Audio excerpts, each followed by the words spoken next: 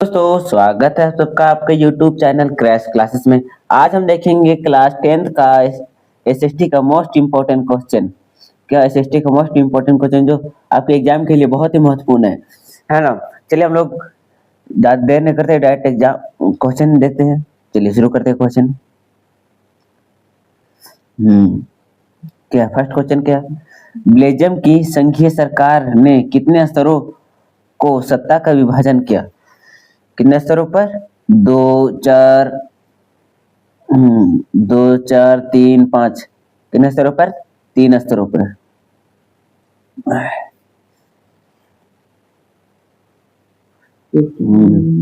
चलिए देखते हैं अगला। बेल्जियम में किस समुदाय को बहुसंख्यक होते हुए भी सत्ता साझी करनी पड़ी? कौन सी बहुसंख्यक? फ्रेंच भाषी, जर्मनी भाषी, डच भाषी, स्पेन भाषी। कौन सी? डच भाषी। चलिए देखते हैं अगला।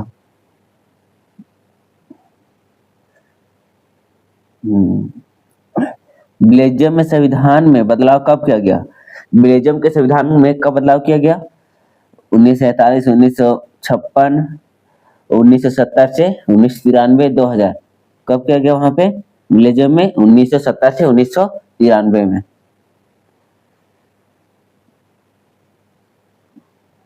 मानव संसाधन का मुख्य उदाहरण क्या है?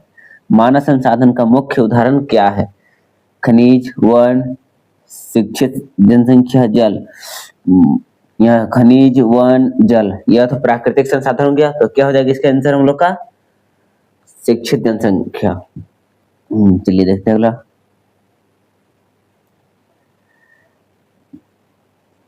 निजी संसाधन का उदाहरण क्या है? निजी संसाधन यानी कि स्वयं का। देखिए यहाँ पे रेलवे स्टेशन, ये सरकारी हो गया।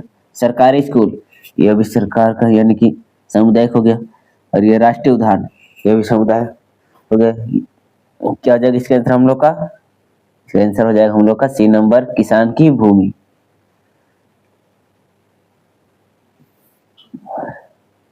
किस प्रकार की आय को औसत आय कहा जाता है? किस प्रकार का आय को औसत आय कहा जाता है?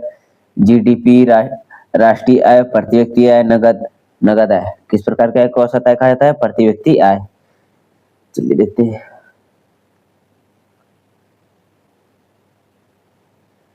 प्रति व्यक्ति आय किसे दर्शाती है? प्रति व्यक्ति आय किसे दर्शाती है? जनसंख्या की वृद्धि, व्यक्ति द्वारा अर्जित कुल धन, एक व्यक्ति की आय, औसत आय, कृषि उत्पादन। क्या होगा इसका आंसर? सी, एक व्यक्ति की औसत आय। चलिए अगला प्रश्न देखते हैं।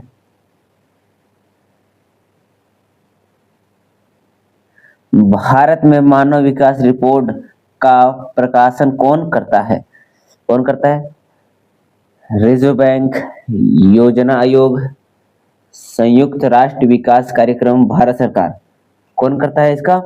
इसका आंसर हो जाएगा संयुक्त राष्ट्र विकास कार्यक्रम। चलिए अगला प्रश्न देखते हैं। निम्नलिखित में से किस संसाधन को नवीकरणीय माना गया है? नवीकरणीय माना जाता है? कोयला, पेट्रोलियम, पेट्रोल, सौर ऊर्जा, खनिज तेल। यहाँ देखिए कोयला एक और नवीकरणीय संसाधन है जिसका उपयोग एक बार करेंगे फिर से इसका पुनः प्राप्ति नहीं होगा। पेट्रोल भी अनवीकरणीय है। खनिज भी अनवीकरणीय। क्या हो जाएगा इसका आंसर? सौर ऊर्जा। चलिए अगला प्रश्न देखते हैं।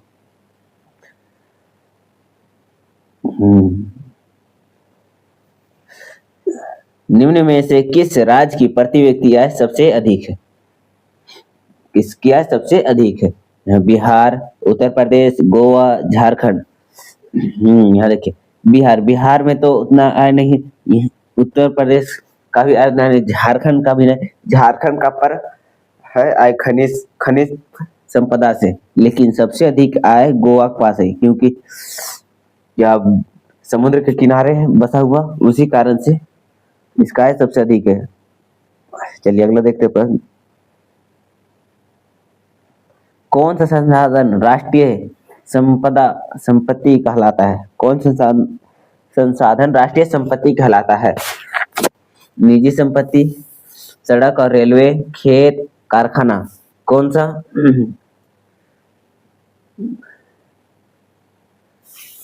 क्या हो जाएगा इसका आंसर हम लोग का? सड़क और रेलवे। चलिए अगला प्रश्न देखते हैं। भारत में कौन सा राज्य संसाधनों से समृद्ध है लेकिन पिछड़ा हुआ है? कौन सा? महाराष्ट्र, झारखंड, पंजाब, केरल। कौन सा राज्य हो जाएगा? झारखंड, हमारा राज्य झारखंड। इसमें सभी प्रकार के खनिज संपदा पाए जाते हैं लेकिन पिछड़ा हुआ है।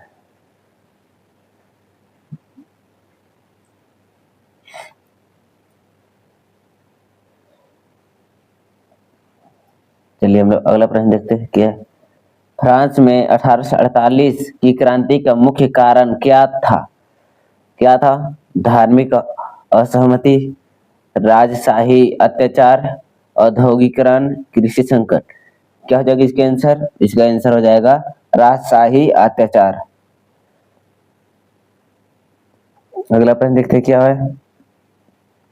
यूनान ने स्वतंत्रता किससे प्राप्त की? यूनान ने स्वतंत्रता किससे प्राप्त की? फ्रांस से, ब्रिटेन से, तुर्की साम्राज्य, उस्मानी सम्राट से, रूस से। इसका क्या आंसर हो जाएगा? इसका आंसर हो जाएगा तुर्की, तुर्क साम्राज्य से। अगला प्रश्न देखते हैं हम लोग। कैंसर शब्द किस देश के सम्राट के लिए उपयोग किया जाता है? फ्रांस के लिए, इटली के लिए, जर्मनी के लिए और ऑस्ट्रिया के लिए। क्या हो जाएगा इसके आंसर? जर्मनी के लिए। चलिए अगला प्रश्न हम लोग देखते हैं। क्या है हम लोग का अगला प्रश्न? चलिए क्या है हम लोग का अगला प्रश्न? यंग यूरोप नामक संगठन की स्थापना किसने की थी?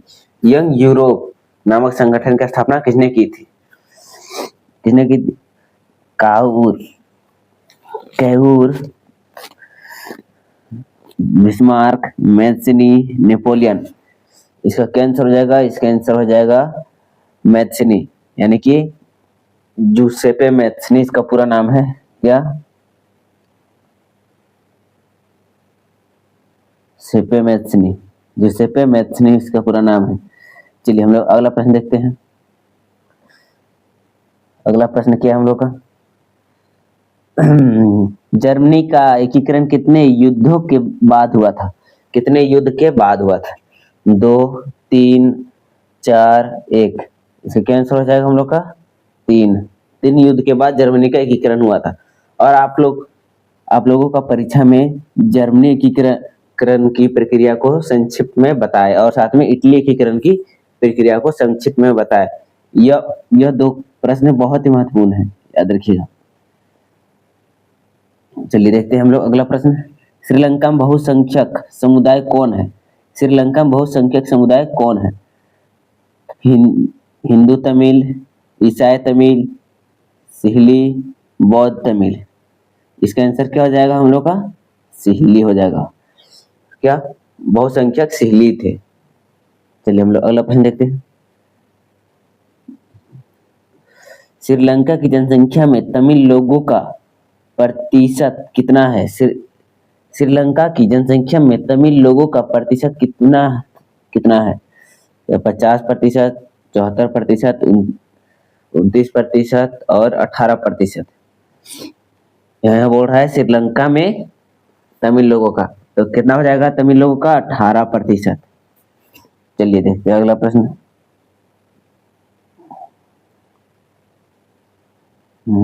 बेल्जियम की जनसंख्या का लगभग 59 यानी कि 59% भाग कौन सी भाषा बोलता था? कौन सा भाषा बोलता था? फ्रेंच, डच, जर्मन, अंग्रेजी। कौन सा भाषा बोलता था? डच भाषा बोलता था। यह हम लोग का कुछ प्रश्न था जो कि समाप्त हो गया है। और आपको ऐसे ही वीडियो और आपकी क्लास के साथ आपको इसी प्रकार की वीडियो देखने के लिए हमारे चैनल के साथ जुड़े रहें। और आपके लिए लाइव क्लास का भी शुरुआत हो रहा है ना? आप लोग इस चैनल से जुड़े हैं, लाइक कमेंट शेयर कीजिएगा। जय हिंद, जय भारत, धन्यवाद।